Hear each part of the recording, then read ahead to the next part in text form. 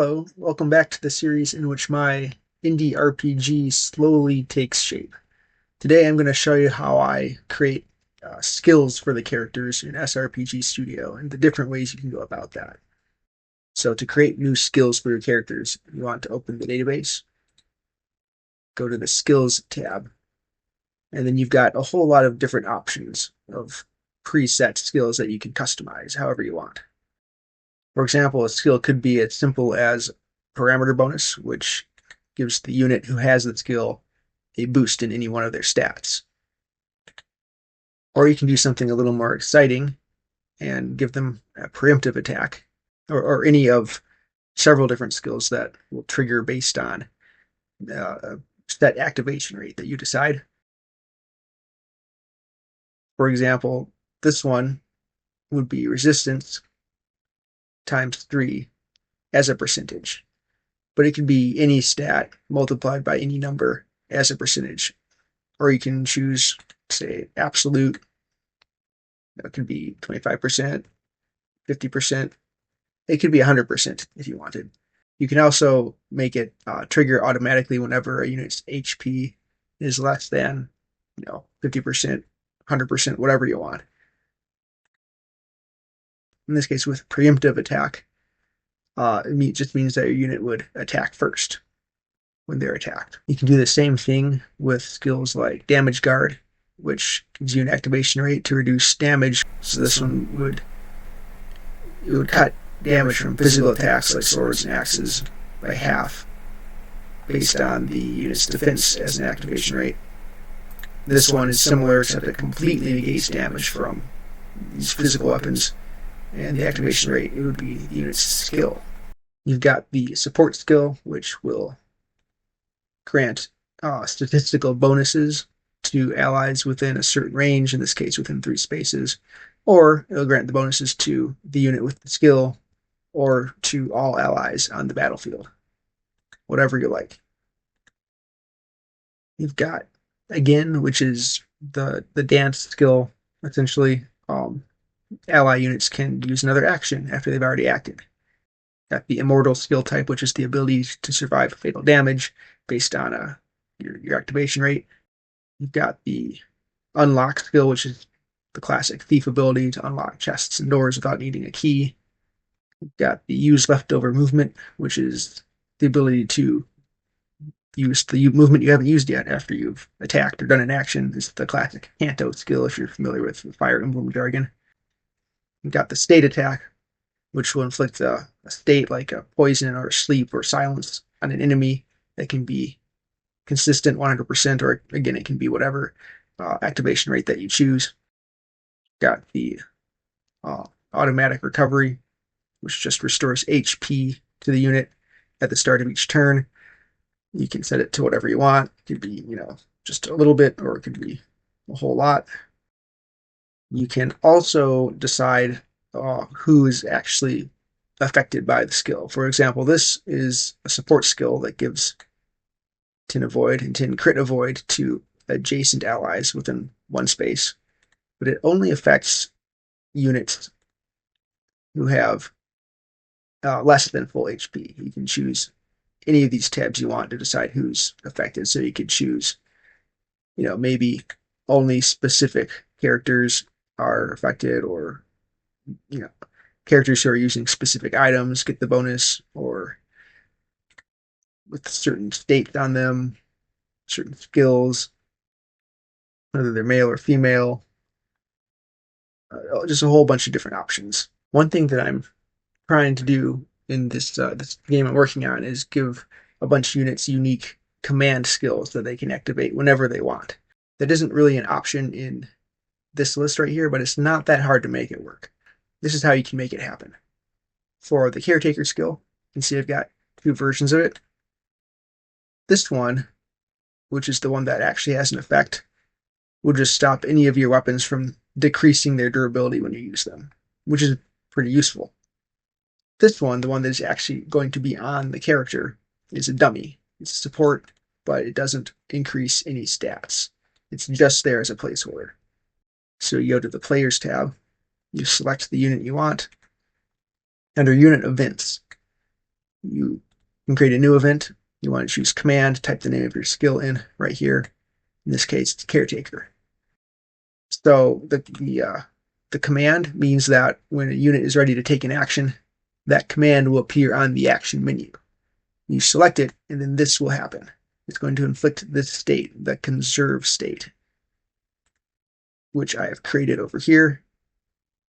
And all the conserve state does is it puts this second caretaker skill, the one that actually prevents weapon depletion, onto the unit for one turn.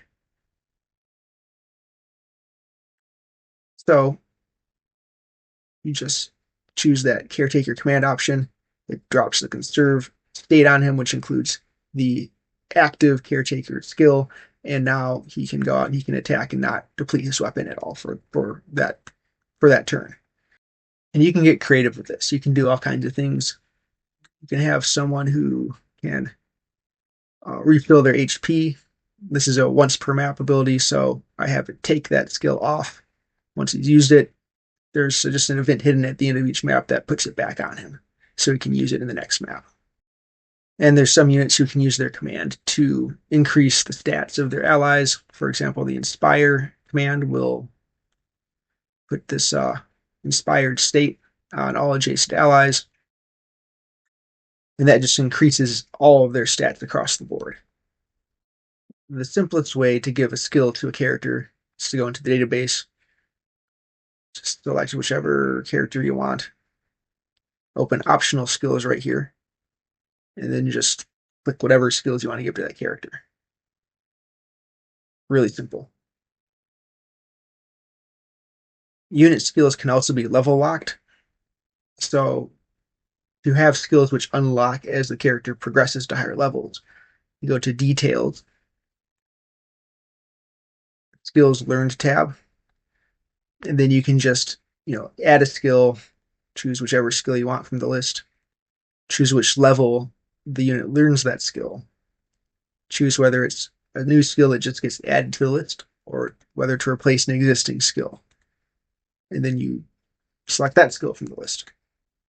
For example, the main character here starts with Command 1, which gives a small stat boost to all of his allies.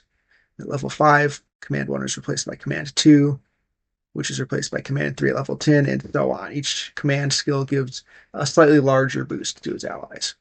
So it's really easy to actually just have your character skills grow with the character as they progress to higher and higher levels. The second way that you can assign skills to characters is through their class. You go to the class tab. And here's all the different classes that you've created for your game. Just click one and you can choose which skill that you want the class to have. So if I want the Heavy Knight to have the Smite skill, I just click Smite. And now every single character that can become a Heavy Knight will get the Smite skill when they reclass. And finally, you can put skills onto weapons or items. You just choose whichever weapon you want off this list. Go to optional skills and choose what you want. So this sword here is going to restore units' health and also prevent them from taking critical hits. This also works with items. So you can take an accessory like the regen ring right here and just put the blessing skill on it. And now anyone who holds that skill is going to heal at the start of each turn. You can put any skill you want onto any weapon or any item. In this game, I'm also introducing skill books, which is a skill with the item type learn skill, which means when a character has that item in their inventory and uses it, the item will be consumed and this skill will be put onto the character permanently. So you can have skill books or any kind of consumable item that will teach any skill to any character. It gives the player another way to customize their roster to fit their playstyle and their strategies. So for example, we can see this character right here has 3 different skills, and they're all different types of skills. He has Command 1, which is a unit skill. He has Inspire, which is a class skill. And Blessing, which is a weapon skill. So 3 different ways to give skills to your characters.